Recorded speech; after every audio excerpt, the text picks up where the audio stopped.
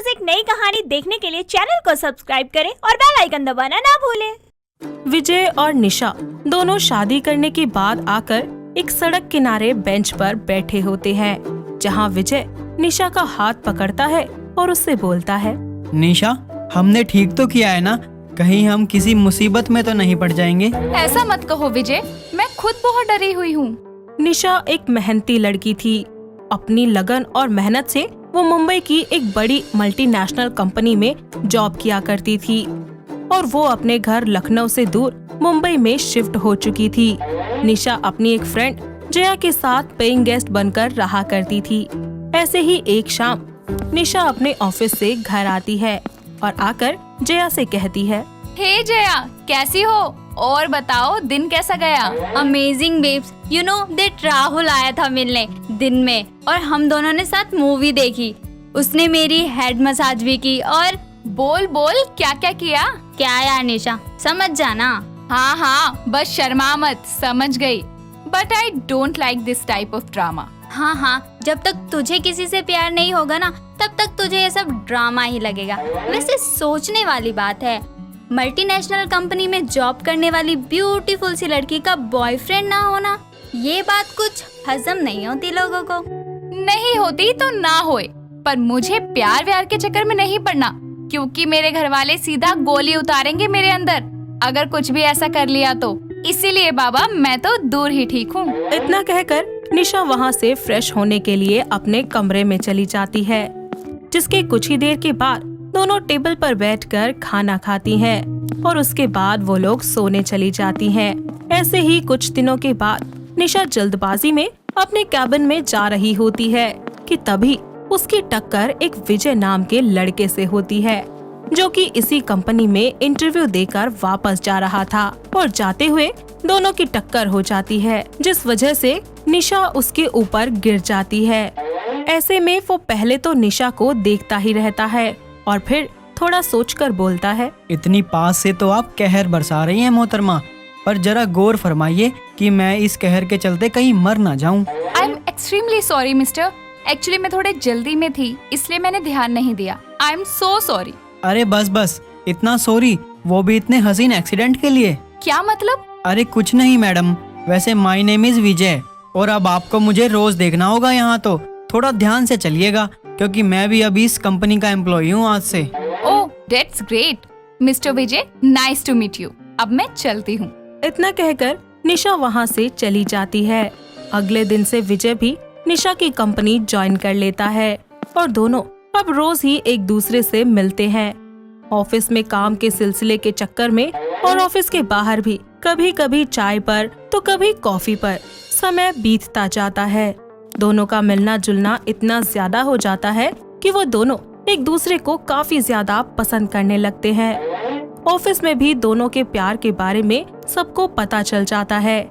ऐसे ही एक दिन निशा को प्रपोज करने के लिए विजय उसे एक रेस्टोरेंट में बुलाता है, जहां टेबल पर कैंडल लाइट डिनर करते हुए विजय निशा को शायराना अंदाज में कहता है, ना हम तुम्हें खोना चाहते हैं, ना तुम्हारी याद में रोना चाहते हैं। जब तक है हमारी जिंदगी, बस हम तो तुम्हारे साथ होना चाहते हैं। Wow Vijay, how romantic. Madam, अब जवाब भी दे दीजिए, क्या आप मुझसे शादी करेंगी?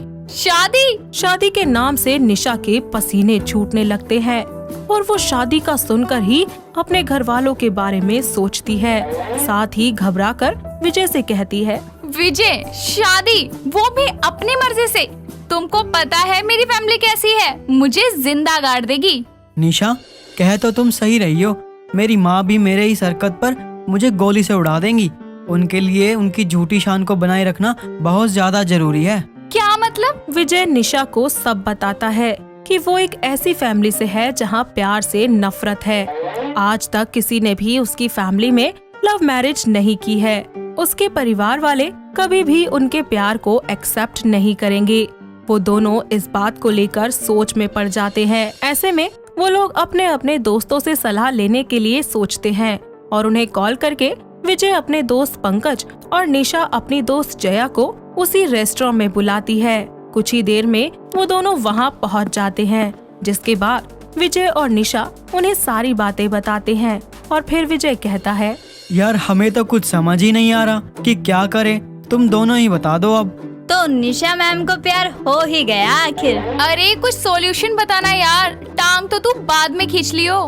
देख यार, बात करके तो मानेंगे नहीं तुम दोनों के घर वाले। तो ऐसा करो, तुम दोनों मंदिर में जाकर शादी कर लो और शादी के बाद अच्छा सा टाइम देखकर अपनी फैमिली को सब बता देना, जिसके बाद उनको मानना ही पड़ेगा, क्योंकि शादी तो तुम्हारी हो चुकी है, उनके पास कोई और ऑप्शन ही नहीं होगा। सभी को पंकज का आइडिया बहुत अच्छा लगता है और कुछ ही समय के बाद निशा और विजय दोनों मंदिर में शादी कर लेते हैं, जहां पंकज और जया भी उनके साथ मौजूद होते हैं। दोनों की शादी कराने के बाद पंकज और जया वहां से चले जाते हैं, जिसके बाद विजय और निशा भी वहां से निकलकर सड़क के किनारे एक बेंच पर बैठे होते हैं। निशा, हमने ठीक तो किया है ना? कहीं हम किसी मुसीबत में तो नहीं पड़ जाएंगे? ऐसा मत कहो विजय, मैं खुद बहुत डरी हुई हूँ। विजय निशा को हौसला देता है और उसके बाद दोनों अपने नए घर, जो कि दोनों ने एक साथ मिलकर खरीदा था, शादी के बाद उसमें रहने चले जाते हैं। कुछ समय तक सब कुछ बिल्कुल ठीक चलता है, लेकिन एक दिन दोनों का फोन एक साथ बजता है और वो कॉल उनके घर से होता है। दोनों की फैमिलीज ने उन्हें घर पर बुलाया होता है, जिसके कारण वो दोनों सोच में पड़ जाते हैं। लेकिन जब कोई रास्ता नहीं बचता तो दोनों ही अपने अपने घर जाने के लिए तैयार हो जाते हैं। निशा लखनऊ के लिए निकलती है तो विजय जबलपुर के लिए। दोनों एक साथ स्टेशन पर जाते हैं और अपनी अपनी ट्रेन में बैठकर घर पहुंचते हैं। निशा अपने घर पहुंचती है तो वहां उसे पता चलता है कि उसके लिए एक रिश्ता आया है और लड़के वाले कल उसे देखने आ रहे हैं। वो डर के मारे अपने घर वालों को कुछ भी नहीं बता पाती। तो वहीं दूसरी तरफ विजय की माँ राधा उसको जरूरी काम का बहाना बोलकर अपने साथ गाड़ी में कहीं ले जा रही होती है।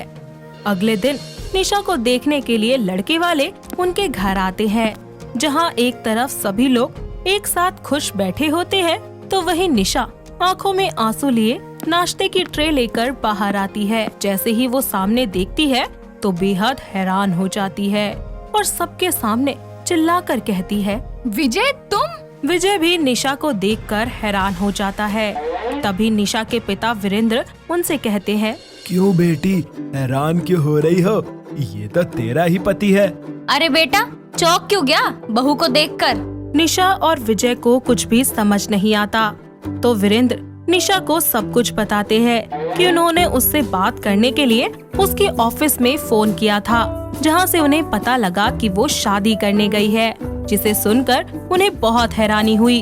और सारी बातें जब उन्होंने पता करवाई तो उन्हें जया से बात करके पता चला कि हमारे डर की वजह से तुमने ये कदम उठाया। और फिर उन्होंने विजय के परिवार के बारे में पता लगाया।